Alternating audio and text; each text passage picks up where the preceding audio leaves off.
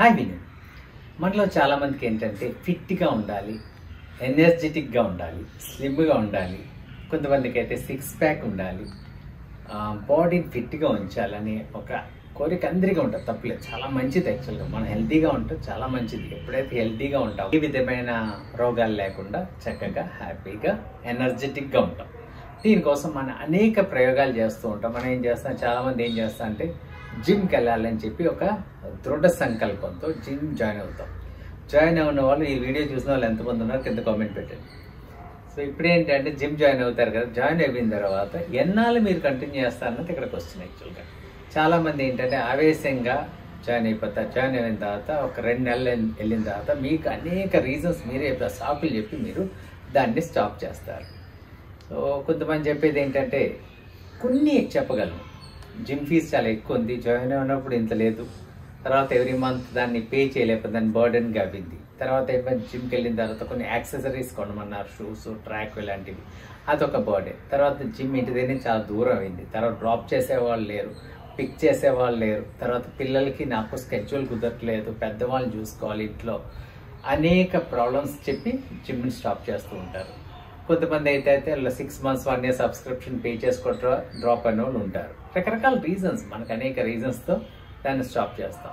ఒక్కసారి మీరు ఆలోచించండి, నిజంగా జిమ్కి వెళ్ళటం అవసరమా కాదా అన్నది మీరు ప్రశ్నించుకోండి. సో జిమ్ రన్ చేసే వాళ్ళు నా మీద కోపం చూపించవద్దు. బికాస్ ఎందుకంటే మీరు చేసే చాలా ఎఫర్ట్స్ ఉన్నాయి, చాలా మంచి వర్కౌట్స్ ఇస్తారు, ట్రైనర్స్ ఉంటారు, డైట్ చెప్తారు, చాలా యాక్టివిటీస్ చేస్తారు. కానీ ఈ వీడియో ప్యూర్గా జిమ్కి వెళ్ళకుండా ఇంట్లోనే ఉండి నేను ఫిట్గా ఎలాగ ఉండాలి అనుకునే వాళ్ళకి ఈ వీడియో కొంచెం యూస్ఫుల్గా ఉంటుంది. సో ఈ వీడియోలో చెప్పేవన్నీ చేస్తే అలాగ అయిపోతారని నేను ఎక్కడ గ్యారంటీ ఇవ్వలేను.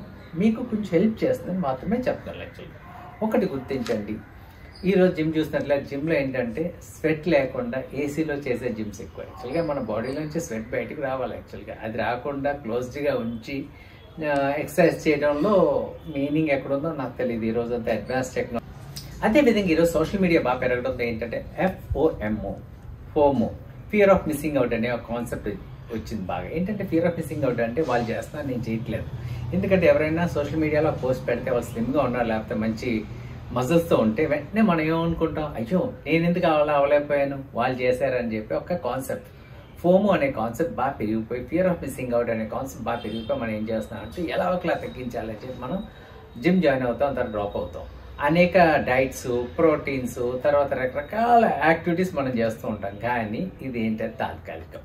జిమ్కి వెళ్ళే వాళ్ళు చూసినట్లయితే 2 టైప్స్ ఉంటారు. ఒకటి ఏంటంటే జిమ్కి కంటిన్యూస్గా వెళ్ళే వాళ్ళు ఉంటారు, ఏంటంటే నా హెల్త్ కోసం జిమ్కి వెళ్తున్నా అనేవాళ్ళు. కొంతమంది ఏంటంటే నా నడుము సైజ్ తగ్గించుకోవడానికి వెళ్ళాలి అనుకునే వాళ్ళు ఏం చేస్తారు, నైస్గా ఆ నడుము సైజ్ వాళ్ళు అనుకున్నంత వచ్చిన తర్వాత వాళ్ళు ఆపుతారు. మళ్ళీ ఏం చేస్తారు, మళ్ళీ ఏదో విధంగా మనం తిండి తింటాం, అలా పెరుగుతాం. హెల్త్ కోసం జిమ్కి వెళ్ళండి అంతే తప్ప సైజెస్ కోసం వెళ్ళొద్దు. ఎందుకంటే బికాస్ అది అప్ అండ్ డౌన్ అవుతూ ఉంటుంది.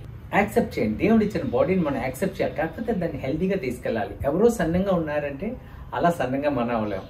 అదే విధంగా ఎవరో కండలు పెంచుకున్నారంటే నేను కండలు పెంచలేను, నాకు దేవుడు ఇచ్చిన బాడీ ఇది, have to keep it up. So దాన్ని హెల్తీగా ఉంచాలి. సో నేను చెప్తాను, ఇంట్లోనే మీరు ఎలాగా మీ లైఫ్ స్టైల్ మార్చుకొని మీరు మీ హెల్దీ లైఫ్ స్టైల్ని ఎలా లీడ్ చేయొచ్చు అని చెప్పి మీ వెల్నెస్ని ఎలా పెంచుకోవచ్చు అన్నది కొన్ని టిప్స్ నేను చెప్తాను. ఫస్ట్ డైట్ ప్లానర్స్, అదేవిధంగా డైట్ గురూస్ వస్తూ ఉంటారు. వాళ్ళు డిఫరెంట్ మెనూస్ చెప్తారు, కొంతకాలం పాటిస్తాం, మనం వదిలేస్తాం. ఇవన్నీ రెగ్యులర్గా రొటీన్గా జరుగుతూ ఉంటుంది, కానీ మనం ఎక్కడ సాటిస్ఫై అవ్వాలి. నేను కొన్ని సింపుల్ టెక్నిక్స్ చెప్తాను. ఇక్కడ ఇది పెద్ద కాంప్లికేషన్ లేదు, హ్యాపీగా మనం లీడ్ చేయవలసిన ప్రాసెస్. ఒకటి, ఆనందంగా ఉండటం. సంతృప్తితో ఉన్నట్లయితే మన ఆరోగ్యం మనకు బాగుంటుందండి.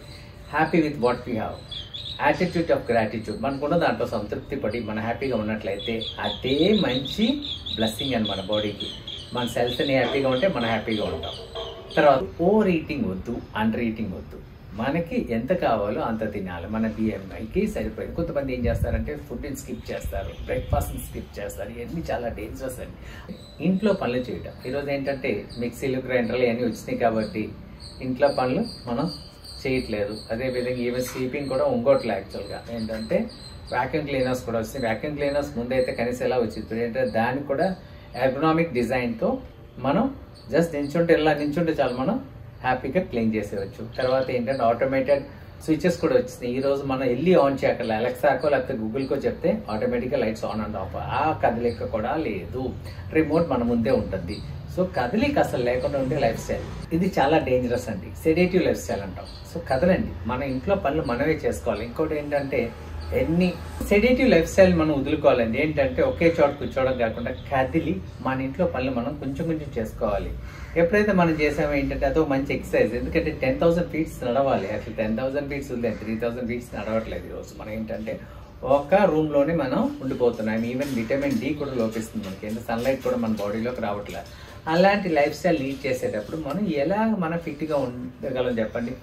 ఒక్కసారి ఇది ఒకటి చేయండి. తర్వాత ఇంకోటి ఏంటంటే ఆహారం తీసుకునేటప్పుడు ఏంటంటే మనం పెద్ద ప్లేట్స్లో తినకుండా ఉంటే చూడండి. ఎందుకంటే ఎప్పుడైనా ఇది చాలా సైకలాజికల్ ఫ్యాక్టర్. చిన్న ప్లేట్లో పెట్టుకున్నట్లయితే ప్లేట్ నిండినట్టు ఉంటుంది, తక్కువ తింటాం. సో ఇంటే కూడా సరిపోతుంది. పెద్ద ప్లేట్ అనుకోండి ఇంకా పడుతుంది అని వేసుకుంటాం, ఎక్కువ తింటాం, ఓవర్ ఈటింగ్ అవుతుంది. సో చిన్న ప్లేట్స్లో తినడానికి ప్రయత్నించండి. ఒకవేళ ఒక పార్టీ కానీ ఫంక్షన్ కానీ వెళ్ళామనుకోండి, తప్పకుండా తినాలి.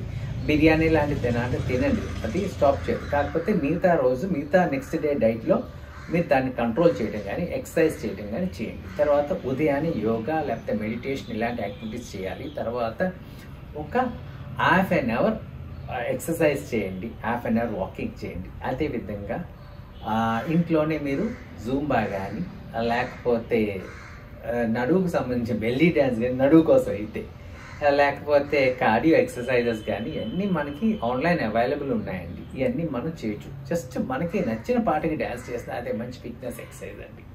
తర్వాత కుదిరినంత వరకు మీరు స్టేర్ కేస్ ఎక్కడానికి ప్రయత్నించండి, లిఫ్ట్ యూస్ చేయకండి. ఎప్పుడైతే మనం లిఫ్ట్ యూస్ చేస్తామో మనం బాగా లేజీ అయిపోతాం. మనకు ఒక అవకాశం ఒక ఎక్సర్సైజ్కి. అదేవిధంగా దగ్గర ప్రాంతంలో 100% మనం సైక్లింగ్ చేసినట్లయితే, సైకిల్ వెళ్ళినట్లయితే అదో మంచి ఎక్సర్సైజ్. ఈరోజు దగ్గర షాప్ కూడా ఒక చిన్న వస్తువు తేవాలన్నా మనం ఏం చేస్తాం, బైక్ వేసుకెళ్తాం. సైకిల్ యూస్ చేయండి, చాలా మంచి ఎక్సర్సైజ్. అదేవిధంగా దగ్గర ప్రాంతాలకి కుదిరితే నడిచి వెళ్ళండి. తర్వాత మన ఊర్లో ప్రతి చోట పార్క్స్ ఉన్నాయి. ఈ పార్క్స్ మనం నడవడం కోసమే. సో ఆ పార్క్స్కి వెళ్ళి జస్ట్ వాక్ చేయండి. తర్వాత ఏంటంటే ఓవర్ ఈటింగ్ హ్యాబిట్స్ని తగ్గించుకోండి. తర్వాత జంక్ ఫుడ్స్ని డిచ్ చేయండి. వద్దు, జంక్ ఫుడ్స్ మనకు వద్దు. జంక్ ఫుడ్స్ ఎప్పుడైతే మనం తింటామో మనం ఏమవుతుందంటే ఓవర్ ఈటింగ్, ఓవర్ వెయిట్ కూడా అయిపోతున్నాం. మనం ఏంటంటే ఈజీగా దొరికే జంక్ ఫుడ్ లైక్ నూడిల్స్ అవ్వచ్చు, తర్వాత sandwiches, pizzas, burgers, potato pops, తర్వాత ఫ్రెంచ్ ఫ్రైస్, ఇలాంటివన్నీ మనం ఏం చేస్తున్నామంటే చాలా ఈజీగా దొరుకుతున్నాయి, చాలా ఈజీగా కుక్ చేయొచ్చు, తినొచ్చు. ఆఫర్లో మాల్స్లో ఉంటాయి కాబట్టి తినేయడం. తర్వాత 100% ఒక విషయం తెలుసుకోండి, కూల్ డ్రింక్స్ అనేది చాలా డేంజరస్ అండి. కూల్ డ్రింక్స్ అస్సలు తాగొద్దు. ఈరోజు ఇండియాలో మన దౌర్భాగ్యం ఏంటంటే పెద్ద బాటిల్స్లో 2.5 లీటర్స్ ప్యాక్స్ ఈజీగా 15 రూపీస్ to 10 రూపీస్ ఆఫర్, లేకపోతే 1+1 ఆఫర్లో మాల్స్ దొరకడంతో ఇంటికి తెచ్చేయడం, తాగేయడం. సో చాలా డేంజరస్. ఇప్పుడు దీనికి ఇంకా కాంపిటీషన్ పెరిగిపోయి ఏంటంటే మన లోకల్ ఇండియన్ బ్రాండ్స్, పెద్ద ప్రముఖ కంపెనీస్ అంటే ఇంటర్నేషనల్ బ్రాండ్స్తో కాంపీట్ చేసి సగం ప్రైస్కి కూల్ డ్రింక్స్ మార్కెట్లో మార్కెట్ చేస్తున్నారు. ఇది మన హెల్త్కి చాలా డేంజరస్. షుగర్ తర్వాత 3 వైట్స్ని మీరు స్టాప్ చేయండి. ఒకటి, షుగర్ ఇంటేక్ 100% మీరు స్టాప్ చేయండి.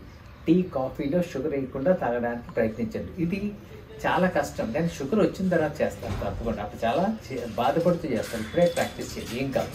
స్వీట్స్ తింటే మానేయండి. ఒక ఫంక్షన్ ఉంటే తప్పకుండా స్వీట్ తినండి, చిన్న పీస్ తినండి. నేచురల్ ఫ్రూట్స్ తినండి, చాలా మంచిది యాక్చువల్గా. తర్వాత మైదా చాలా డేంజరస్ అండి. సో వీట్ బేస్డ్ ఫుడ్డే తినండి యాక్చువల్గా. మీరు మార్కెట్లో అనేక ప్రోడక్ట్స్ దొరుకుతాయి, నేచురల్ వీట్ బేస్డ్ ప్రోడక్ట్స్ అని. దాంట్లో మైదా కంటెంట్ కూడా ఉంటుంది. లేబుల్స్ చదవడం నేర్చుకోండి. ఎప్పుడైతే లేబుల్స్ మనం చదవటం అలవాటు చేసుకుందామో ఏమవుతుందంటే మన ఫుడ్ చూస్ చేసి తీసుకుంటాం. 100% వీట్ బేస్డ్ ఫుడ్ తీసుకోండి. మైదాని అవాయిడ్ చేయండి. ఈ 4 వైట్స్ని అవాయిడ్ చేయండి. ఒకటి ఏంటంటే వైట్ రైస్, షుగర్, సాల్ట్, అదేవిధంగా మైదా.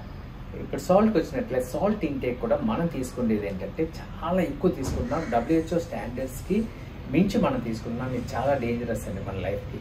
సో దయచేసి సాల్ట్ ఇంటేక్ కూడా తగ్గిన తర్వాత వైట్ రైస్ కుదిరితే దాన్ని కూడా అవాయిడ్ చేసి దాన్ని బదులుగా మిగతా ఏదైనా డిషెస్ తీసుకోండి. లేకపోతే వైట్ రైస్ కొంచెం తీసుకోండి, లేకపోతే బ్రౌన్ రైస్కి ట్రాన్స్ఫర్ చేసుకోండి. బ్రౌన్ రైస్ తీసుకొని ఎక్కువ కర్రీస్ తీసుకోవడానికి ప్రయత్నించండి. ఎప్పుడైతే మనం ఈ యాక్టివిటీస్ చేసామో, మనం ఎప్పుడైతే ఇలా మన లైఫ్ స్టైల్ని లీడ్ చేసామో మంచి హెల్తీ పర్సన్ అవ్వచ్చు.